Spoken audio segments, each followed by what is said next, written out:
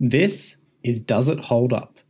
A series where I review some older games with modern eyes and ask a deceptively simple question. Does it hold up today? Is it still worth playing today? For this video, we're looking at a couple of games which spawned a fucking empire. This is Pokémon Red and Pokémon Blue. And green and yellow too, I guess. Pokémon is so big that people who know nothing about video games know about it. It's so big that when Pokémon Go came out a couple of years ago now, it seemed like the world exploded once again for Pokémon. It's a TV series, it's a card game, it's movies, it's merchandise up the arse, and according to Pokémon Japan, it's a global market of over 6 trillion yen or 53 billion US dollars. To put that into perspective, that's the equivalent to the economy of Bulgaria over a year. Now, if somehow you don't know what these games are, the original Pokémon games were released in 1996 in Japan on the original Game Boy as red and green versions. International versions, the blue version and the yellow version, were released over the next 2 or so years with minor changes. It's a Japanese RPG where you play as a little boy whose mum, for some reason, decides to let travel the world, capturing and battling weird and wonderful creatures called Pokémon. The game has 2 main goals. The first is to catch and train Pokémon in order to defeat all the local gym leaders, powerful trainers which specialize in Pokémon of a particular element, and eventually to become the Pokémon League champion of your region. The other aim, of course, is to catch them all. There are 150, plus 1, plus another 100 or so glitch Pokémon, but we'll get to that later, to catch. And in order to complete your collection, you'll need to trade with your friends. Now, onto the real question. Is there a point in playing the original Game Boy Pokémon games today, or are they just too outdated? To me, Pokémon does what other humongous franchises have successfully done. I'm talking things like Star Wars, Harry Potter, Lord of the Rings. These things, they create a world, a deep, rich world, and it always feels like there's just so much more than just what's been presented to you. In Pokémon, you're given a silent protagonist with basically zero characterization, minimal story, and the opportunity to meet 150 of these cool creatures. To me, that is a formula for your imagination to run wild. Pokémon has replayability down to a science, and it's almost purely due to the almost infinite combination of partners you can use, guaranteeing that no 2 playthroughs are the same. I often find myself thinking, I should replay Pokémon because I'd like to try using a Golduck, or a Poliwrath, or a Ninetales, or just any other random Pokémon that I've just never given a go to. And these comments are actually generic to the series as a whole, although in the later games they do seem to try to build in a bit more story.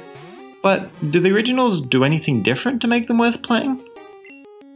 One thing I really do like about these early ones is the difficulty compared to the later Pokémon games.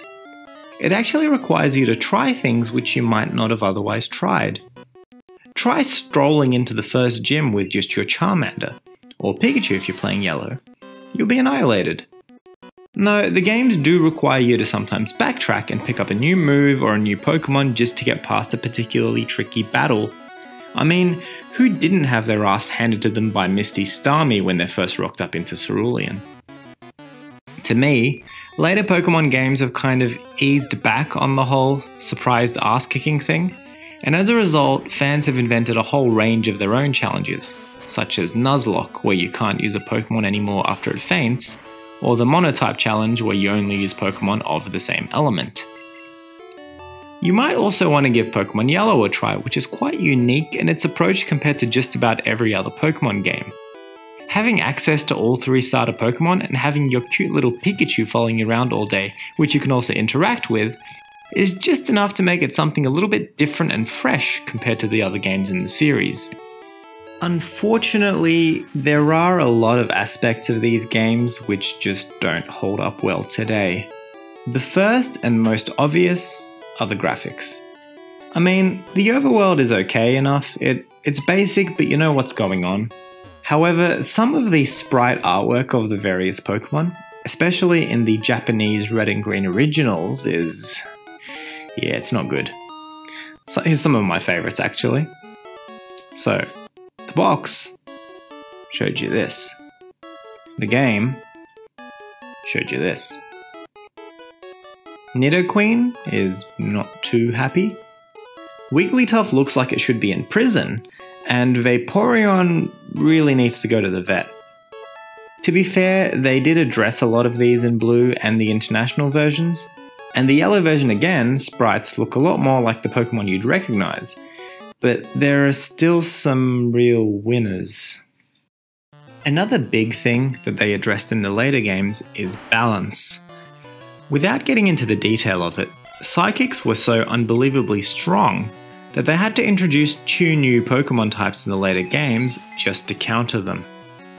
They were meant to already have 2 counters in Ghost and Bug types, except that they accidentally made Psychic types immune to Ghost rather than weak, and Bug type had no moves of any power.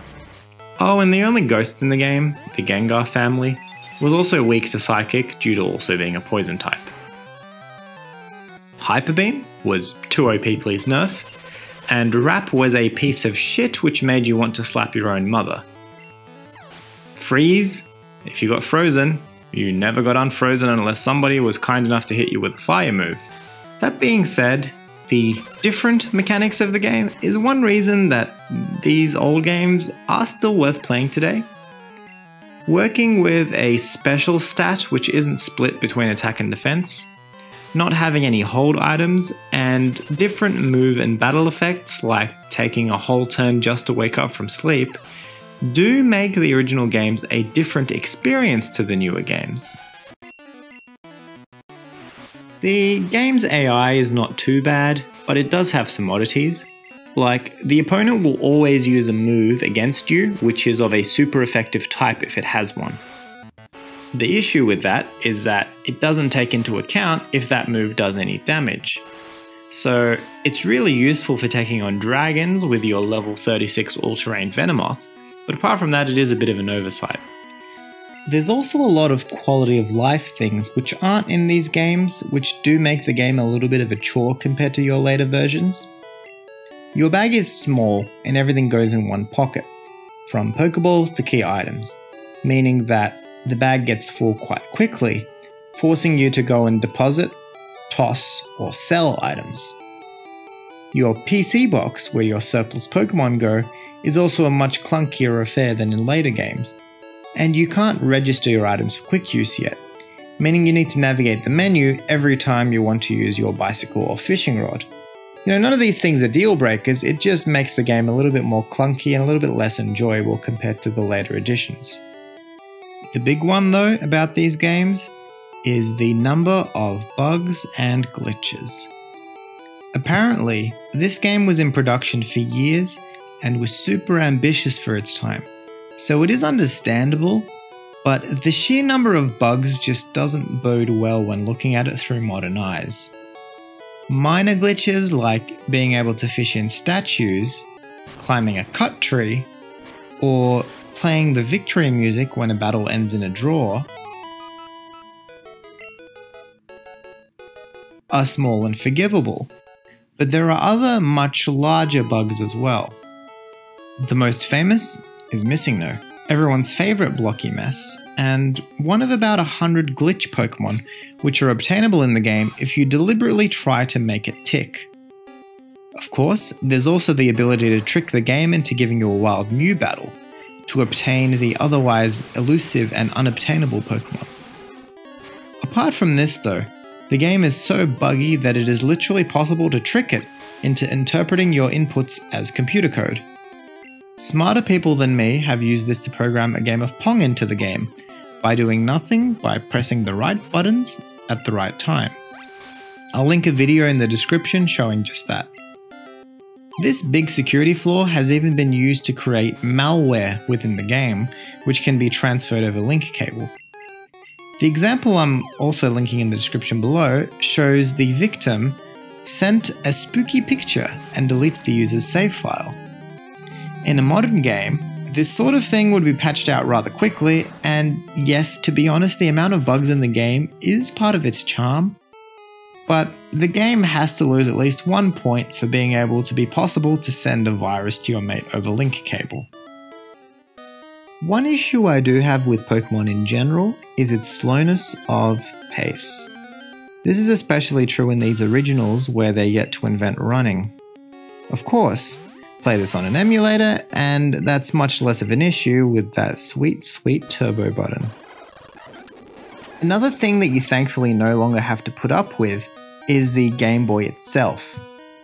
Until the Game Boy Advance SP, the screens had no lighting on them, which means that unless you're playing the game in a tanning bed, you got no idea what's going on. Again, emulation, either through the Virtual Console on the 3DS, or on your phone or PC, puts this issue to rest today, so I won't deduct any points from the games. So finally, Pokemon Red, Green, Blue, and Yellow. Do they hold up today? Well, it really hurts me to say this as a Pokemon fan, but not really. And the main reason I say this is because there were a whole bunch of newer Pokemon games which are essentially better versions of what this started. If these were some standalone obscure RPGs from the 90s which never really picked up, I would say yeah, go ahead and play them. But there's a lot of things which have really been addressed in later Pokemon games which make playing Red and Blue just a little bit of a chore compared to the newer ones. You know, things like balance, the box system, having a bag which can fit more than 3 things in it. But the games definitely are still playable today. Look, if you've never played Pokemon before, I wouldn't start with these. To me, you'd grab Heart Gold or Soul Silver. They're my personal favourites. If you want to experience the original without most of the issues faced by the original, play Fire Red or Leaf Green. It's the exact same game, but updated. I mean, most of my complaints are mainly fixed in the later games, and there's almost an exact remake of these games, which does beg the question, for someone who hasn't played these, why deal with the old issues when you can play the more polished product? Pokemon itself is, to me anyway, an amazing thing. It's just that it's not best experienced in this way anymore.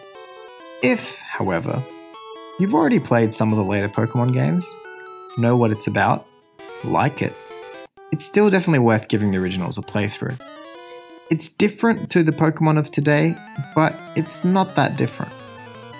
That rich, charming world that captured our imaginations about 20 years ago is still there. It's got a bit of dust on it, but it's still solid. So that was my opinion on Pokemon Red, Blue, Green, and Yellow. Let me know in the comments if you agree or disagree about anything I've said, but my name is Yaz. I hope you enjoyed watching this video and I hope to catch you again in another video. Thanks for watching.